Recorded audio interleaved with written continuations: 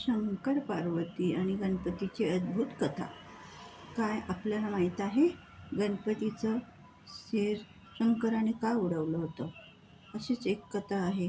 त्यावेळेस पार्वती अंघोळ करत असताना तिच्या आणि शंकर हे गणपतीला उभं केलं आणि बोललीस की तू माझं रक्षण कर. तोपर्यंत गणपती रक्षणात उभं राहिला.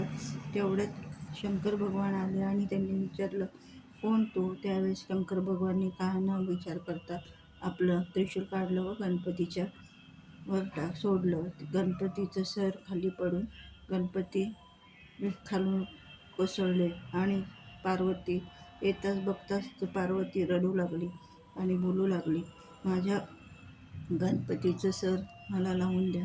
त्याच वेळेस शंकर घाबरले आणि म्हणाले, मग ते जंगलात गेले. त्यांनी जंगलात जाताना जो प्रथम आपल्याला प्राणी किंवा कोणी दिसेल त्याचं पहिलं सरमुंड करून ते आणून मी तुझ्या बाळाला लावेल, असं शंकरांनी वचन दिलं पार्वतीला. पार्वतीने ते ऐकताच गेली व ती शांत झाली आणि तिचा क्रोध शांत झाला.